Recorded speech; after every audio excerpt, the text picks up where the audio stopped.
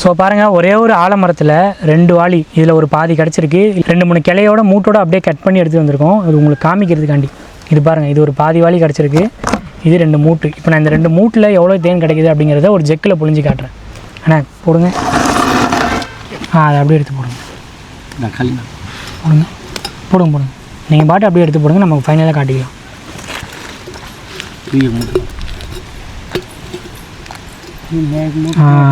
ஆனால் இங்கே பாருங்கள், கிட்ட காட்டுங்க.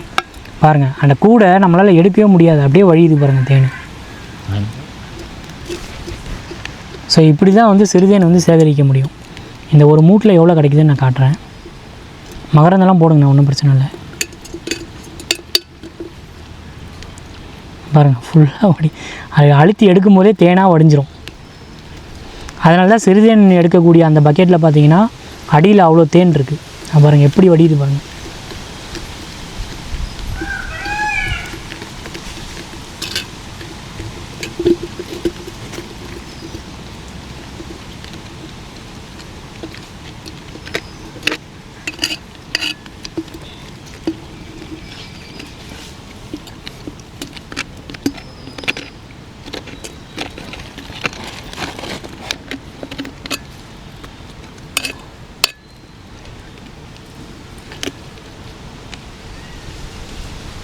ஸோ கூடோடு எடுத்து அப்படியே சாட்டிஸ்ஃபைங்காக காட்டவே முடியாது சிறுதேனை பொறுத்த வரைக்கும்.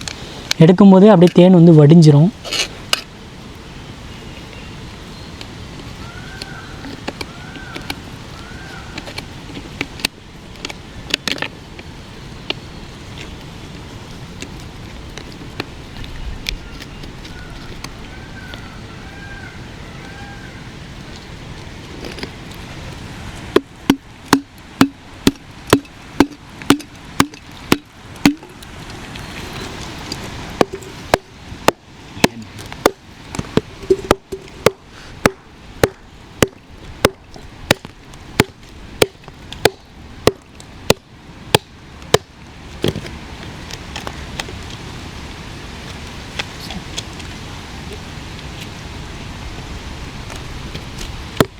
கை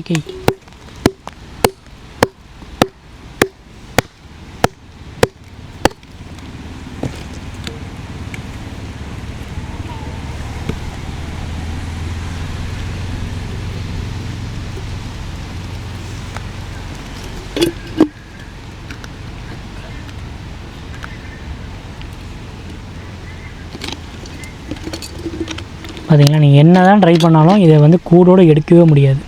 இப்படியே சுரண்டி தேனும் வரும், கூடும் வரும். இங்கே பாருங்கள், இது 2வது கூடு. ஸோ இதுலையாச்சும் நான் முடிஞ்ச அளவுக்கு கூடோடு எடுக்க முடியுமான்னு பார்க்குறேன்.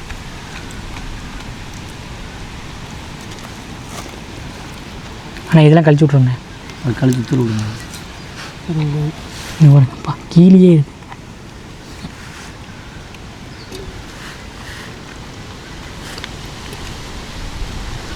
அதாவது ஒரு மரப்பட்டைக்கும் இன்னொரு மரப்பட்டைக்கும் உள்ள இடையில இருக்க லேயரில் வந்து இது வந்து கூடு கட்டுது. பாருங்கள்,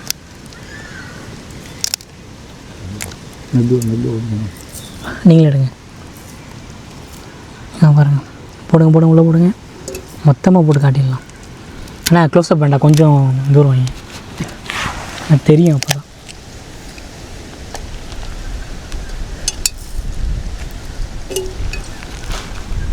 इनको सारी दिखाड़ा वांगी घास को घाड़ी से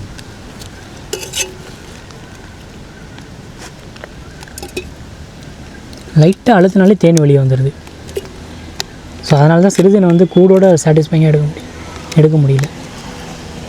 பாருங்கள்,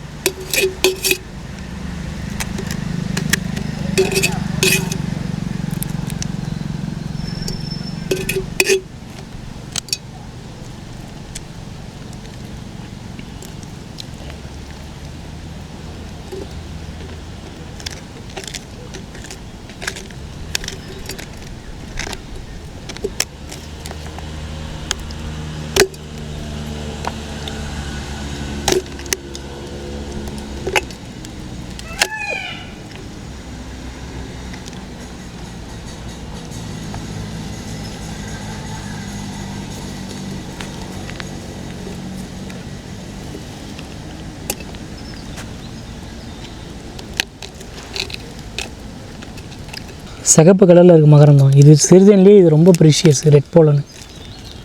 இது நாடு ரொம்ப அங்கே பாருங்கள் எவ்வளோ பெரிய கூடு வருது பாருங்கள். இவ்வளோ பெரிய கூடையுமே கூட தேன் சிந்தாமல் எடுக்க முடியல.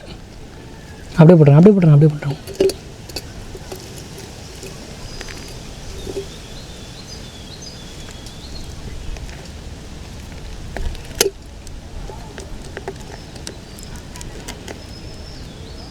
பரவாயில்லையே, செம்மையாக பிடிச்சிருக்குங்களேன்.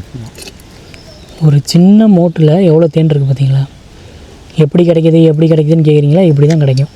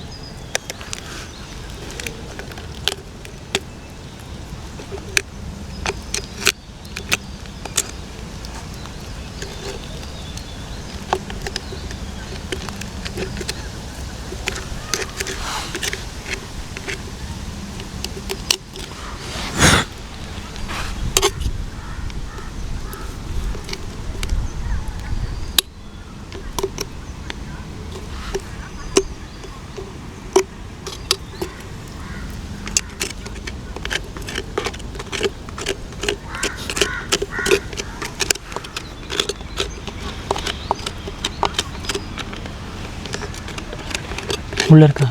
சரட்டை மாதிரி உள்ளே கொடுத்து வச்சுருக்கு. அது எப்படி கொடுத்துருக்குன்னு பாருங்கள். சரட்டை மாதிரி உள்ளே அது எந்த மாதிரி பண்ணி வச்சுருக்கு பாருங்கள். இது எப்படி போட்டுருக்கு பாருங்கள். சரட்டை மாதிரி அது எப்படி எவ்வளோ தூரத்துக்கு இப்படி பண்ணியிருக்கு பாருங்கள். அது எவ்வளோ தூரத்துக்கு ஆழத்தை பண்ணியிருக்குன்னு பாருங்கள்.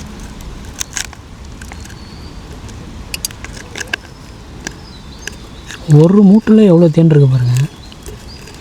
இந்த மாதிரி ஒரு நாளைக்கு கிட்டத்தட்ட நாங்கள் ஒரு 20 கிலோமீட்டர் சுற்றுவோம். இது வந்து ஒரே ஒரு ஆலமரத்தில் ஒரு 2 மூட்டில் ஒரு ஜக்கு ஃபுல்லாக கிடச்சிருக்கு. நாங்கள் 20 கிலோமீட்டர் சுற்றி மொத்தமாக ஒரு 10-15 மரத்துக்கு மேலே எடுப்போம். பரவாயில்ல, எடுத்து போடுங்க, துணி போட்டு புழிஞ்சிடலாம். ஸோ அப்போ என்ன ஆகும்னு சொன்னால் ஈஸியாக எங்களுக்கு வந்து ஒரு நாள்லேயே 20-25 கிலோ தேன் கிடச்சிரும். எடுக்கணும்னு நினச்சா சிறுதேன் எவ்வளோ வேணாலும் எடுக்கலாம். இயற்கையாக எவ்வளோ வேணாலும் கிடைக்கும். நமக்கு அதுக்கான டைமும் சூழலும் அமையணும். மழை மட்டும் வராமல் இருந்தால் போதும், சூப்பராக எடுத்துடலாம்.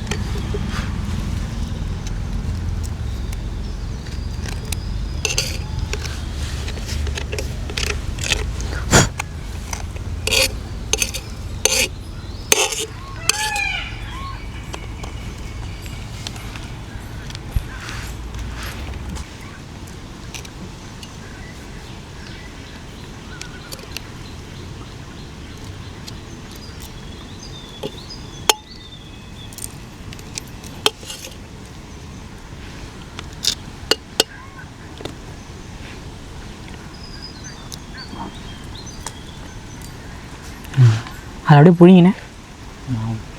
மாவா? மகரந்தம். அப்போ உடச்சி காட்டிடுங்க பாருங்கள். ஃபுல்லாக மகரந்தம், ரெட் போலன்னு எல்லோ, ஃபுல் மகரந்தத்தோடு தான் தேன் வரும்.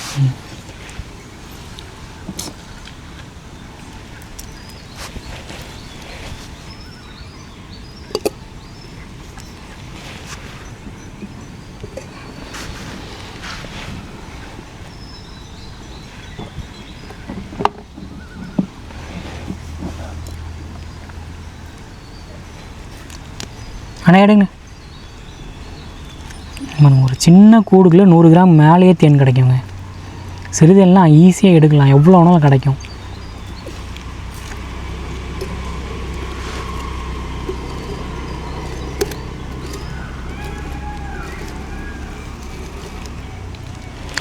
அதாண்ணா. ஸோ பாருங்கள், ஒரு ஜெக்கு ஃபுல்லாக கிடச்சிருக்கு. இது வந்து 2 கிலோ ஜெக்கு. இது ஒரு ஜெக்கு ஃபுல்லாக கிடச்சிருக்கு. இப்போ இதில் என்ன ஆகும்னு சொன்னால், இந்த வாளியில் எடுத்துருக்கோம்ல, கீழே வந்து தேன் நல்லா வடிஞ்சிருக்கு. அந்த தேனை இதில் ஊற்றி, அதே மரத்தில் எடுத்த தேன் தான் கீழே வடிஞ்சிருக்கு. இப்போ நீங்கள் பார்த்துருப்பீங்க, கூடு எடுக்கும்போது அந்த தேன் வந்து வடிஞ்சிருது.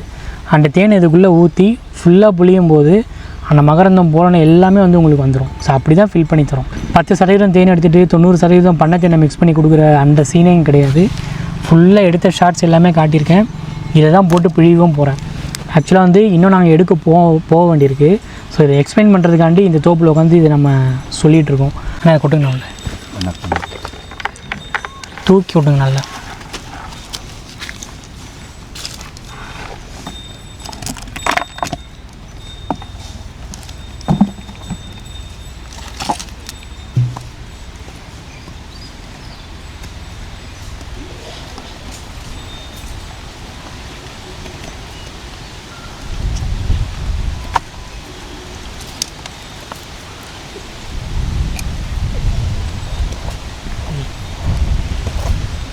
ஸோ இதுதாங்க சிறுதேனே.